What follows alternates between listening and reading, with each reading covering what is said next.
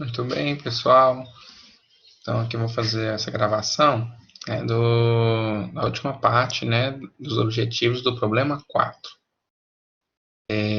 Seguindo, então, a nossa lógica, né, a gente tem bibliografia proposta aí, normalmente os livros de imunologia, né, tem o Coico, o Reut, o próprio livro do Abbas, né, Imunobiologia de Janeway, Imunologia Ilustrada, tá? Então, são opções aí para estudar os assuntos, né, que a gente tem associado aí à discussão dessa parte do problema 3, do problema 4, tá? Bom, os objetivos que esse problema demanda, né, que essa parte do problema demanda, nessa discussão agora, dessa síntese, vão ser, então, analisar o processo de desenvolvimento do repertório de linfócitos T no timo e do repertório de linfócitos B na medula óssea, bem como ao explicar um pouco sobre como ocorre esse processo de rejeição de transplantes. Já seguindo então para o primeiro objetivo, né, o primeiro e o segundo objetivo são muito parecidos, né, tem algumas diferenças que a gente vai apontar aqui. Mas, enfim, o primeiro objetivo, então, foca nos linfócitos T, no timo, né, então vou apresentar aqui rapidamente uma imagem do Abbas, né, que é uma introdução a esse assunto, né, para mostrar, assim, o que acontece no timo, né, que essas células se desenvolvem em um órgão fora da medula óssea, tá? Então, a célula T, né, tem esse nome, né, exatamente por essa característica de ser uma célula derivada de uma maturação da medula óssea, ou perdão, derivada da maturação no timo, né? Então esse T aí vem da palavra timo, né? Então essa célula tronco, ela chega para maturação, né, no timo ou na medula óssea, tá? E aqui essas células T e B, né, elas vão aqui se desenvolvendo na célula tronco para prolinfócito, depois para um estágio chamado de pré-linfócito, depois sim essa célula atinge o nome, né, e o desenvolvimento para ser chamado de linfócito imaturo, e aí, quando essa maturação de fato ocorre, aí sim ela é chamada de linfócito maduro. Esse linfócito maduro, ele vai continuar, então, o seu desenvolvimento nos órgãos linfóides secundários ou periféricos. Já os outros linfócitos que nós mostramos aqui são linfócitos que vão se desenvolver nos órgãos geradores ou primários, que é a medula óssea e o timo, né?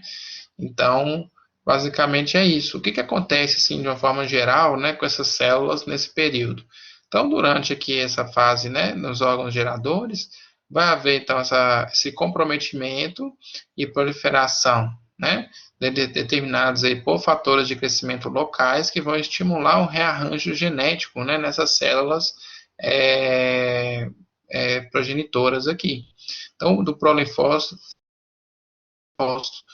no pré-linfócito já vamos ter seleção de algumas células que vão expressar os receptores dos pré-antígenos, e aí, quando se tornar um linfócito imaturo, vai ter uma nova seleção para repertório de células, né, que vão ter alguma competência funcional, né?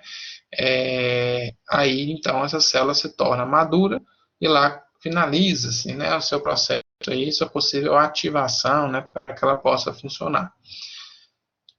Então, eu vou começar falando, né, do desenvolvimento dessas células, né, assim, no sentido estrito mesmo, em etapas. A célula ProB, né, ou ProT, como mostra o exemplo, ela vai passar aqui primeiro por uma seleção, né, onde eu vou ter que células que não conseguirem expressar o pré-receptor, né, de antígeno, morrem. Células que expressam, sobrevivem. Essas células que expressam sobreviventes, então, proliferam, e aí elas sofrem mais uma testagem, né? Se elas já não conseguirem agora expressar o receptor de antígeno, aí elas morrem também. Aí as células sobreviventes vão entrar na parte de seleção positiva e negativa, onde a gente vai ter aí aquelas células com reconhecimento fraco de antígenos, né, especialmente em caso de antígenos próprios, elas sobrevivem, denominando essa seleção positiva, aquelas que tiver um reconhecimento muito forte, uma resposta intensa, serão eliminados, que é caracterizando a seleção negativa, né? Mas eu vou falar mais detalhes sobre isso nos próximos slides, né?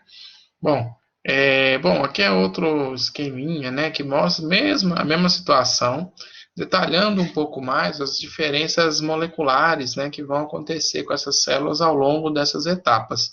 Então, da célula tronco até a célula T madura, por exemplo. Essa figura já entra especificamente aqui no desenvolvimento de células T, vai ter uma parecida depois para o desenvolvimento de células B. Então, a célula tronco vai se transformar em célula pró-T, né? E a principal característica aqui é o início, inicialmente aqui vai ser o desenvolvimento, né, da atividade proliferativa. Essa célula pró-T, ela vai ter como característica, né, já que a expressão de algumas moléculas, né, o TDT, o RAG, né, que são cadeias genéticas, né, com capacidade de recombinação. E aí, isso se desenvolve com o passar do tempo aí para a linhagem pré-T, que já é a próxima etapa, né? Aqui já vai mostrando aqui que já tem a chamada recombinação da cadeia beta, né? No caso aqui, os genes VDJ, né? Os RNA mensageiros da cadeia beta é expresso nessa fase, isso ocorre nesse momento exatamente para garantir a expressão desses receptores, ou melhor, desses pré-receptores, né? Aqui tem a marcação molecular, que pode acontecer também. Isso é utilizado aí, em laboratório para você identificar se trata-se de uma célula tronco ou de uma célula já madura, por exemplo, né, que já apresenta CD4, CD8, ou CD3. Tá? Então, eu vou entrar em mais detalhes nesse processo mais para frente. A célula tronco está na medula óssea, a partir de então se desenvolve no timo e a célula madura nos órgãos periféricos. Bom, tem um videozinho que vou mostrar para vocês mais para tarde, né, que resume bastante aí desse processo. Então, essa imagem aqui, acho que do livro Imunologia Ilustrada, acho ela bem interessante, né, que ela compara aspectos histológicos também com aspectos dessas etapas, né, do desenvolvimento aí dessas células T, que enquanto estão no timo, são chamados de timócitos, né? Então, aqui a estrutura é um corte do timo, né, onde tem mais essa parte escurinha, é a parte cortical, essa casca do timo, a parte central aqui é a parte medular do timo, né? Então, na parte cortical, essa ela é revestida por uma capa, um epitélio, né, das células epiteliais já em contato, como vocês podem ver, células também epiteliais corticais que vão estar presentes, né, para interagir com esses linfócitos. E aí vamos fazer aquelas etapas que a gente mencionou agora há pouco sobre essa relação, né, com o timócito e a seleção, né, de células capacitadas para ir para as próximas etapas. Percebam que a migração aqui ocorre da célula desde o córtex para a medula.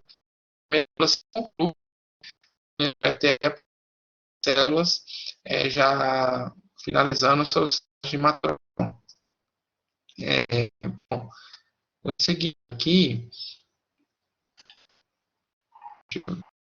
Seguindo aqui, a gente pode ainda mencionar já nessa imagem aqui, né, a diferença das linhagens de células T. Nós temos as células T, alfa e gama delta. A gente sabe que as linhagens têm menor especificidade, mais limitada nesse aspecto. Uma característica dela é que ela não passa pelos processos de seleção positiva e negativa que a gente tem destacado aqui. Né? Então, vamos observar que aqui essas células T alfa beta, né, vão passar por uma série de etapas aqui ao longo do timo. Né? Então, por exemplo, aqui tem a linhagem alfa beta, né, essa da esquerda. Então, as células protimosas, células precursoras, elas são duplo negativas, né? Elas não têm nem CD4 nem CD8.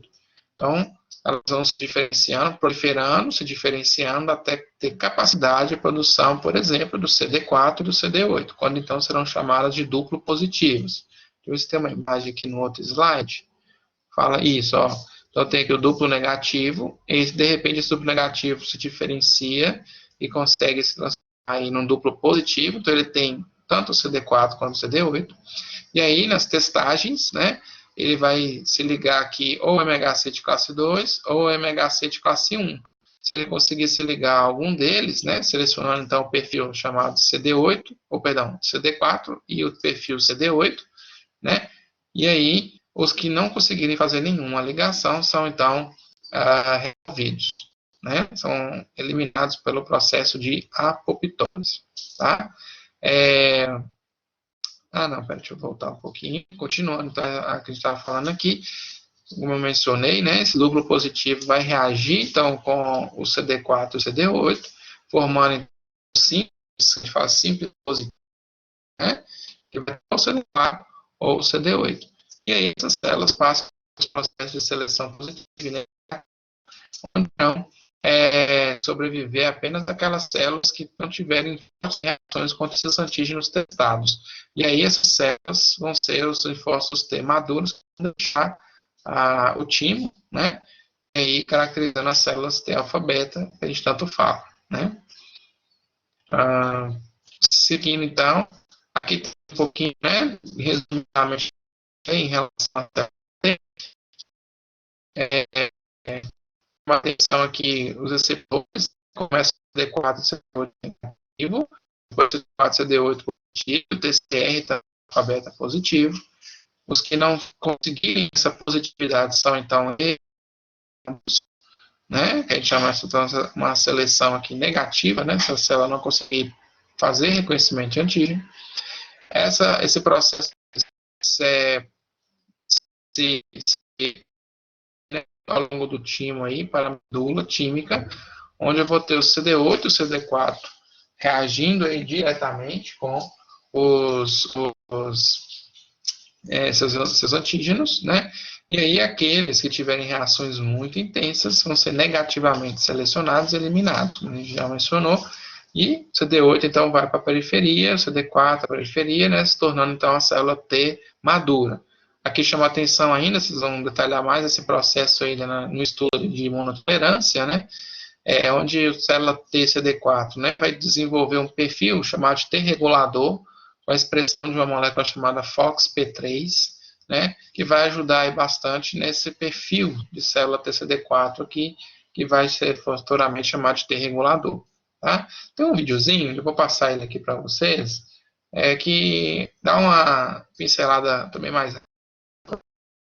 Não, tentei repetir alguns conceitos que eu acho mais interessantes aqui para ficar mais claro.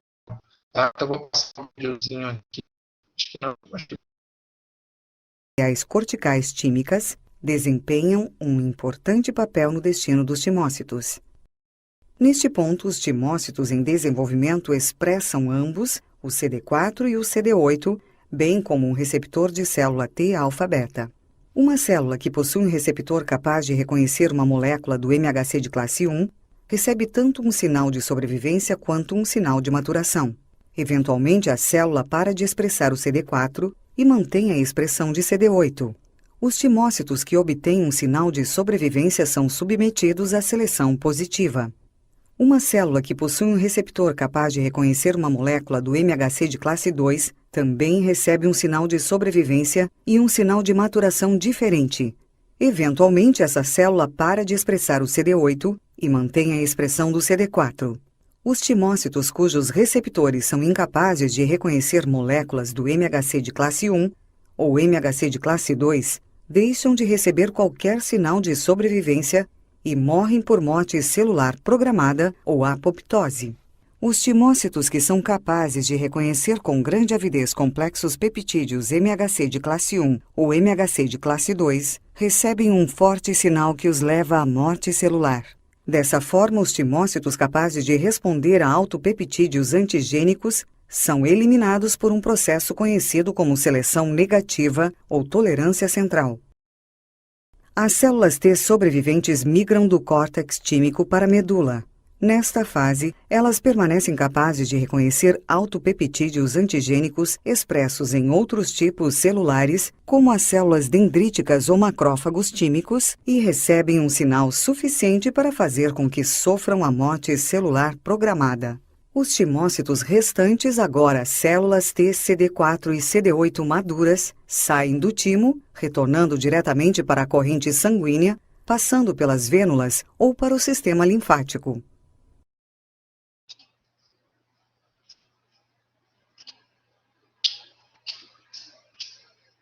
Então, o próximo objetivo então, vai ser falar um pouquinho sobre o desenvolvimento dos linfócitos B, né, do seu repertório na medula óssea, né? Então, inicialmente, destaca aqui uma diferença, né, que essa tabelinha aponta aqui para os tipos de linfócitos e o seu desenvolvimento. Então, a gente tem os linfócitos uma delta e os linfócitos B1, né, que eles têm características semelhantes em alguns aspectos, né, por exemplo, eles têm uma maturação muito precoce, né, se desenvolvem muito rapidamente, como vamos ter, por exemplo, no caso do linfócito T gama, por isso o repertório deles de especificidade é limitado, e o tempo, né, para eles responderem a antígenos vai ser mais rápido. Ou seja, eles têm, se a gente parar para pensar, eles têm uma característica muito parecida com as células que compõem essa imunidade inata, que a gente já mencionou em problemas anteriores. Já as respostas adaptativas, né, são caracterizadas por células T-alfa-beta, como a gente já mencionou, e pelas células chamadas B2, né, que vão desenvolver essa medula óssea. A gente vai ver aqui já nas slides.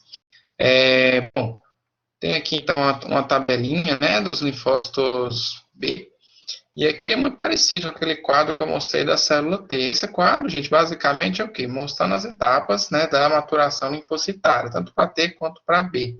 E no caso das células T e B, que basicamente a sua célula está diferenciando e adquirindo os receptores necessários e adequados para a resposta imunológica, né? No caso lá era o TCR, né, o receptor de célula T. Aqui vai ser o BCR, que é o receptor de célula B, que vai ser representado, obviamente, aqui por anticorpos, né, imunoglobulinas, IgD e IgM, né, que vocês já falaram em problemas anteriores também. Então, de forma muito parecida, o desenvolvimento, que é a recombinação de cadeias VDJ, da célula Pro-B, da pré-B.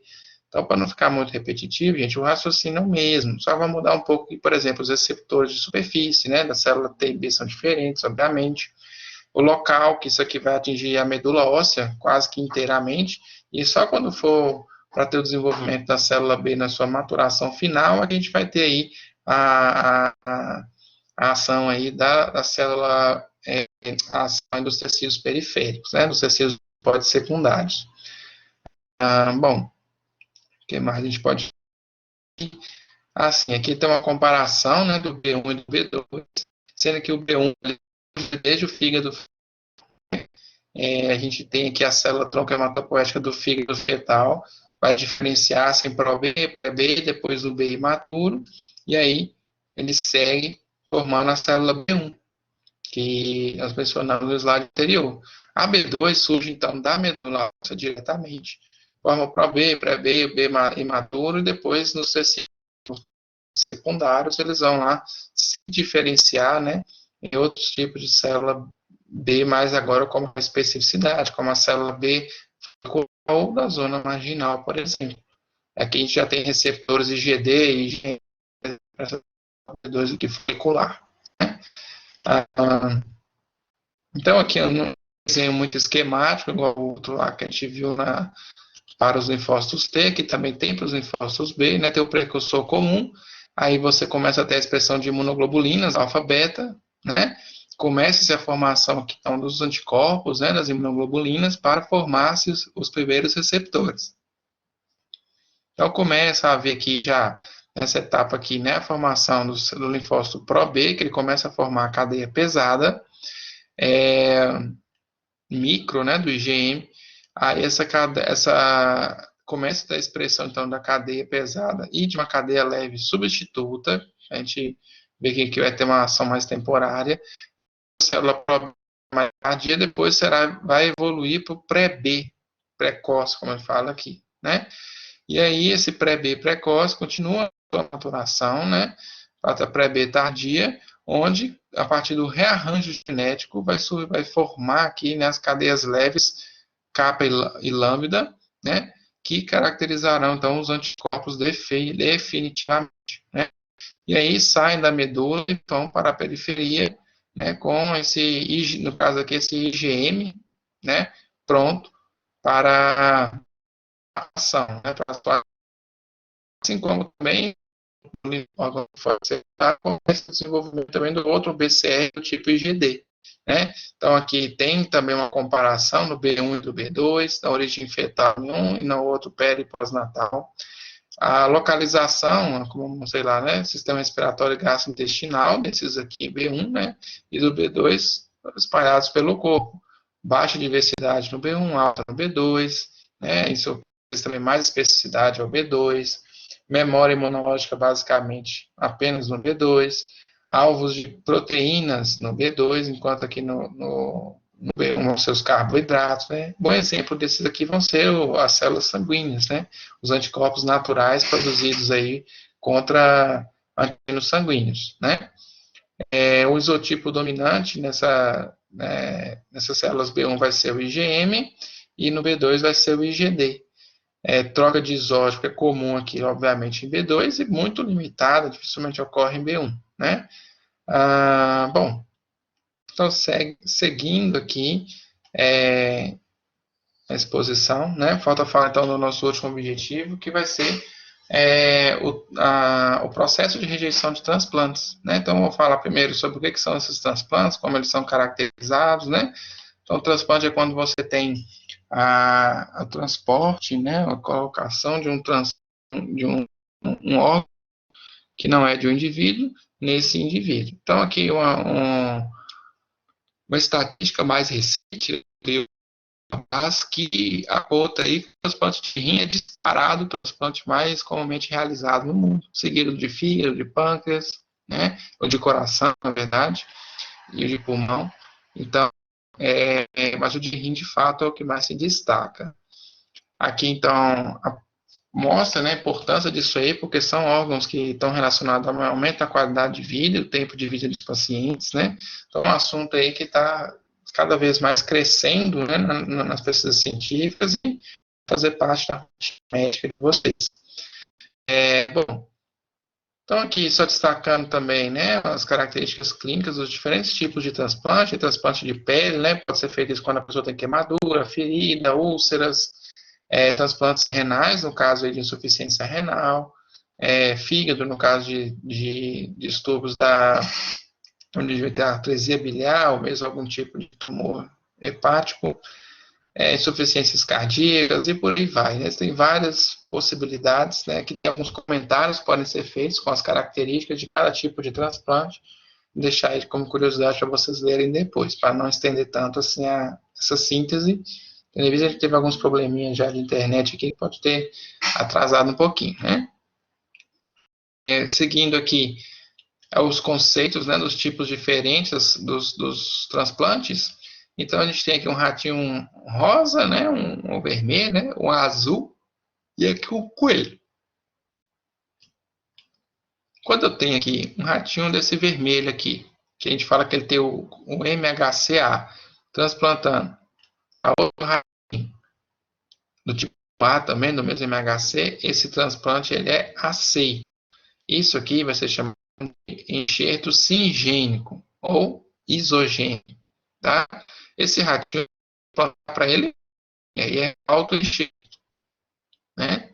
Quando esse ratinho vai doar um órgão para outro animal que tem um MHC diferente, aí já é enxerto. Nesse caso, naturalmente, haverá reação. O sistema imune vai identificar algo estranho nesse órgão de ar, tá vermelhinho. Da mesma forma, se esse ratinho vermelho transplanta para uma outra espécie, no caso aqui o coelho, a gente vai chamar isso de xenoenxerto, e também haverá rejeição. Bom, então essa é a diferença aí de xenoenxerto, aloenxerto, iso e sim enxerto. Bom, aqui tem mais alguma característica, já aplicando em humanos, né? A gente tem aqui os genes do MHC, então tem H1, H2 e H3, por exemplo. Eles têm os seus subtipos, H1B, H2A e H2B e H3A. Esse aqui é o Kevin. Esse aqui é o Tom. O H1 dele é AA, enquanto aqui é B. H2 dele é A, aqui também é AB, e o H3 dele é A e B, né? Lembrando que é um alelo do pai ou da mãe, né? Então, as células, né, do MHC de classe 1 aí, do Kevin e do Tom são diferentes, não, porque eles têm constituições genéticas diferentes, dá para ver pela membrana celular. Então, esse complexo MHC, ele é chamado de MHC porque é o complexo principal de histocompatibilidade. São as classes de genes que têm mais associação aí com a rejeição de transplantes, né, que a gente chama de histocompatibilidade. Obviamente, quanto mais parecido, né, maior a probabilidade do enxerto dar certo, né? Por isso que, quando a gente fala aí do transplante singênico ou do enxerto, né, ele vai ser mais, a probabilidade de acertos de algum interferência menor. Aqui já vai ser um pouco sobre o mecanismo, né, e aqui eu tenho, então, um reconhecimento do tipo direto e do tipo indireto. O reconhecimento direto, gente, basicamente, ele ocorre quando eu vou ter um MHC de classe 1 do doador sendo reconhecido pelas células T do receptor, diretamente, como vocês estão vendo aqui, tá? Então, tem aqui uma identificação direta do doador com o receptor, tá? Isso normalmente não deveria acontecer, de acordo com aquele mecanismo que a gente chama de restrição do MHC, que vocês devem ter visto em outra tutoria, né? Onde a gente mostra isso daqui, ó. Onde tem aqui que o MHC de cada pessoa é restrito ao seu próprio TCR, né?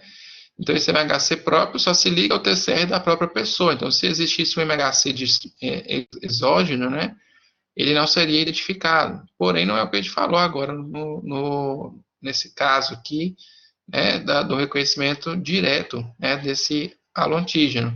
Aqui, isso é uma hipótese para explicar como isso ocorre. Isso derivaria aí de, às vezes, alguns ajustes, né, ou similaridades moleculares entre o antígeno que está sendo envolvido no processo, o HC do doador e o TCR do receptor.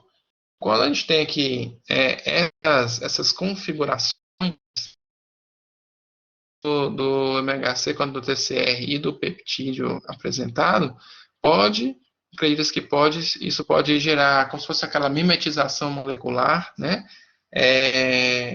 Estimular a resposta imune e ativar essa célula T por esses mecanismos, né? Quebrando aquela restrição do MHC que nós então, nas tutorias anteriores de MHC.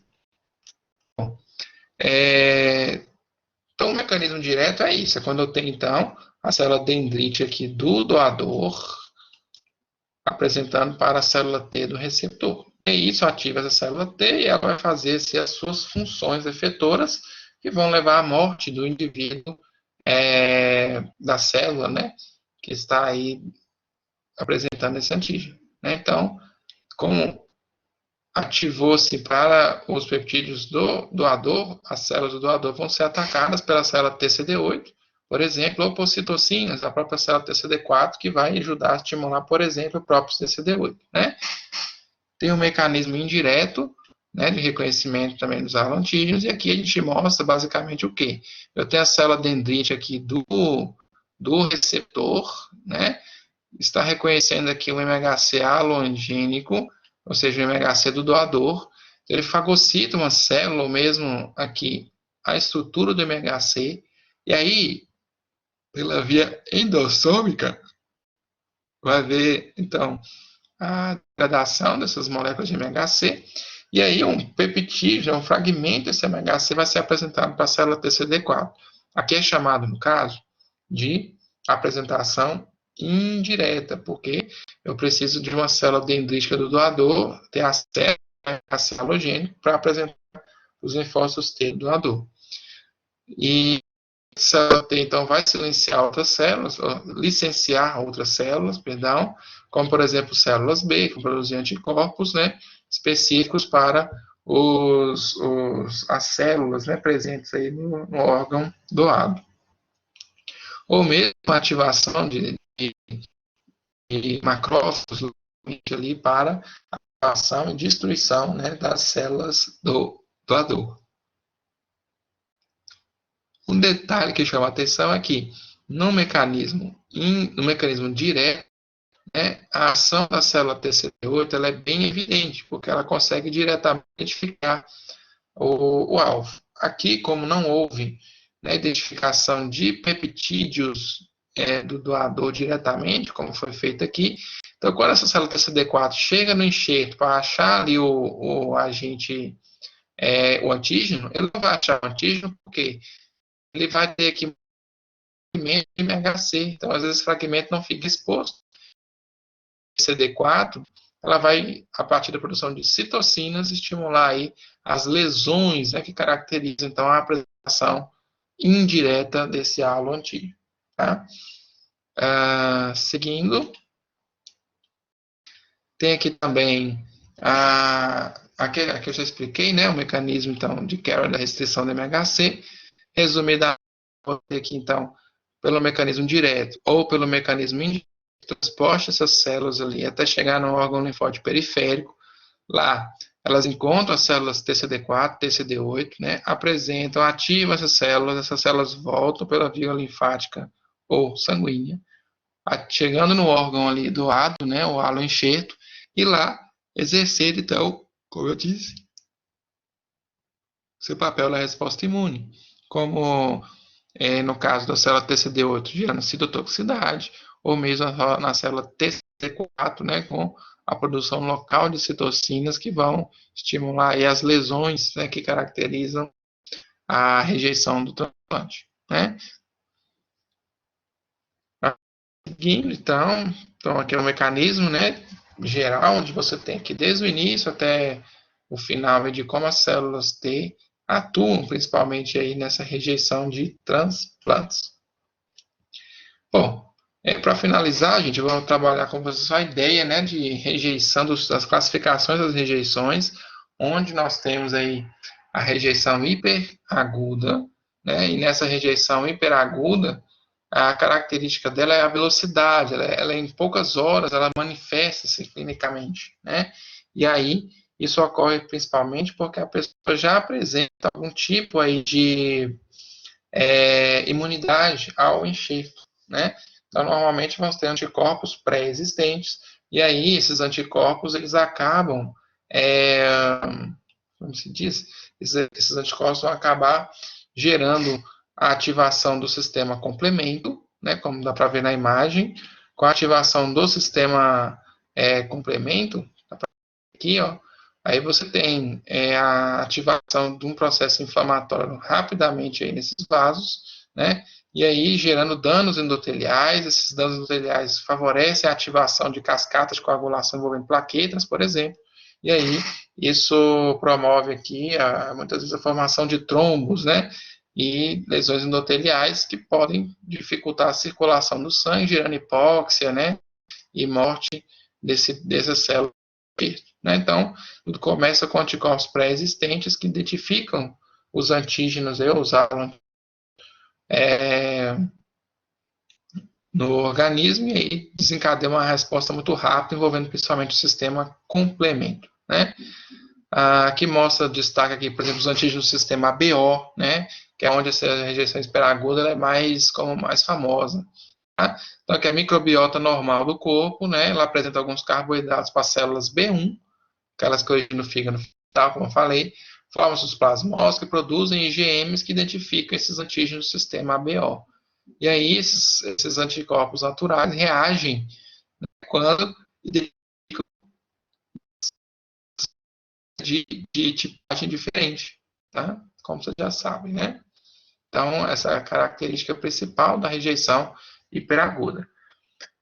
Bom, nessa rejeição hiperaguda, a gente mostra aqui nessa imagem, né, que ocorre uma ativação, né, do complemento, e aí nessa imagem aqui da lâmina histológica, a gente observa aqui, né, o vaso sanguíneo contendo massa solidificada aqui, que caracteriza a trombose, né, que é desenvolvida aí ao longo da rejeição hiperaguda.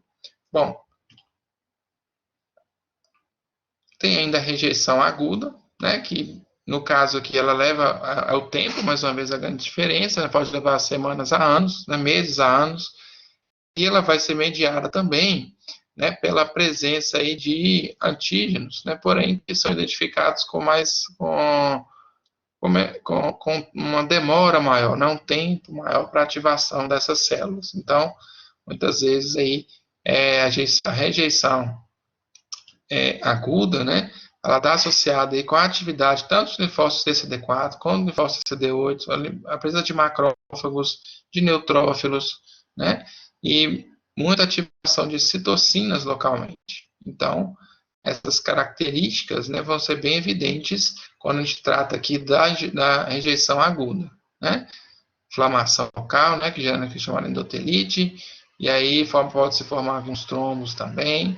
Destaca aqui a presença dos neutrófilos, células T, CD4, CD8, macrófagos, né? Então é isso, né, sobre a rejeição aguda, né? Chama atenção isso daqui. Além disso, tem aqui os cortes histológicos, né, que a gente consegue ver aqui células renais, né, na figura B, onde o tecido conjuntivo, né, ao redor dos tubos do sistema epitelial, que a gente consegue observar essa lesão, né, que está aqui acumulando nessas estruturas aqui, tubular, renal, né, que caracteriza aí o processo de rejeição aguda. Nessa condição C aqui também tem uma endotelite, né, ou vasculite, né, caracterizada também por essa rejeição aguda. Essas lesões do endotélio tendem a estimular esse processo.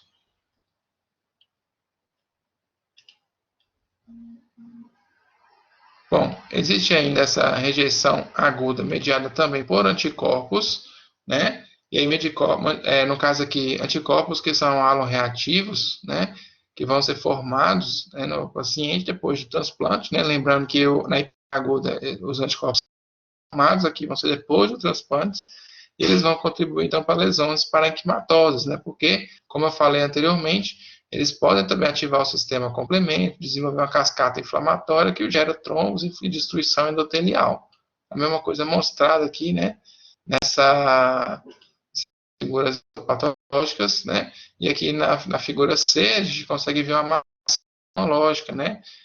Aqui é com o componente C4D do complemento, mostrando a presença, né, do complemento também nesse tipo de rejeição.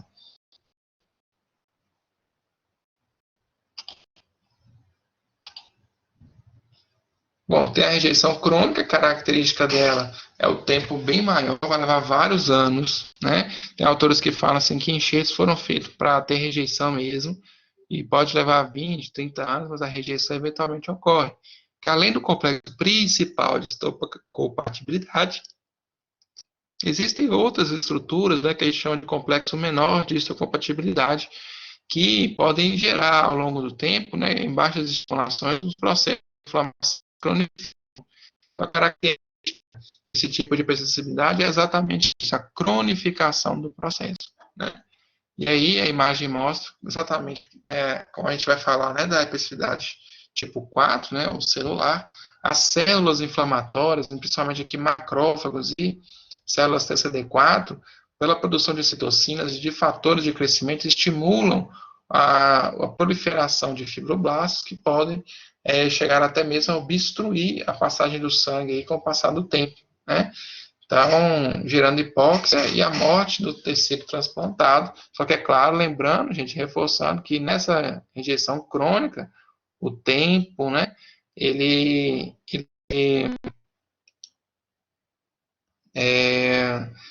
vai ser ampliado, né? Vai levar, no caso, até vários anos, por exemplo, para que se desenvolva de fato essa rejeição crônica do transplante. Bom, na imagem, né, a gente consegue ver que, mais uma vez, né, a aterosclerose, né, o vaso sanguíneo que contém um aumento da sua espessura na sua parede, né, o que caracteriza essa aterosclerose, que é uma lesão típica aí de processo crônico, né, que atinge aí o sistema circulatório. Da mesma forma, na imagem C, né, a gente consegue ver aí processo de fibrose, que são as estruturas do túbulo renal, onde essa fibrose, né, fica mais evidente, né, quando a gente mostra aqui na imagem, essa região mais à esquerda aqui, né, tá mais clarinha, mostrando aí a destruição do tecido, né, que é característica dos tecidos de inflamação crônica, e a aterosclerose, para ver um vaso sanguíneo aqui bastante espessado, né, muitas vezes aí pela expansão, né, produção de alguns celulares, matriz celular, ou mesmo a expansão de células musculares, fibras musculares, né, que agem aqui sobre esses vasos sanguíneos. Então, essa é a característica da rejeição crônica, pessoal. Bom, aqui tem só um slidezinho, né, que visa comparar a hiperaguda, aguda e crônica, onde você tem a hiperaguda em minutos se desenrolando, a aguda por vários dias e a crônica pode durar meses a anos. E aqui as características, as causas de cada um. Na hiperaguda, são os anticorpos pré-existentes. Na aguda, pode ter essa ativação linfocitária, ou mesmo, como eu disse anteriormente, né, mediada por anticorpos também. E na crônica são vários mecanismos, né, que com o passar dos anos vão sendo ativados, podendo aí, de fato, promover essa rejeição do transplante, né? A rejeição crônica ela tem menos informações na literatura, especificamente como são os mecanismos pelos quais essa rejeição crônica vai, de fato, levar à destruição do enxerto, mas é possível que em breve aí tenhamos essas respostas, né? Na rejeição aguda, chama a atenção então para o linfócito T, né? E a atuação, então, dos linfócitos T auxiliares e linfócitos B também vão ser importantes, principalmente quando se trata da produção de anticorpos, né? E na hiperaguda, como eu mencionei, vão ser os anticorpos pré-existentes que vão ativar o sistema complemento, e esse sistema complemento vai ser responsável por boa parte dessas lesões na rejeição hiperaguda, né? Onde a gente tem um bom exemplo da hiperaguda vai ser a incompatibilidade sanguínea, né? Melhor no caso. Bom, gente, por fim, eu tenho só um slide aqui mais esquemático mesmo, né, que mostra os mecanismos pelo qual a destruição das células do tecido transplantado ocorre, né? Então, pode acontecer por otimização via macrófagos ou polimorfos nucleares, pela estimulação aqui de anticorpos, né, caracterizando a citotoxicidade celular dependente de anticorpos, ação de células natural killer, célula T específica, né? No caso aqui a CD4, a interferon gama, que estimula mais o natural killer, da mesma forma aqui com esses macrófagos, tá? Então, todo esse slide aqui é meio que um resuminho, depois tem a oportunidade de vocês fazerem essa leitura, tá?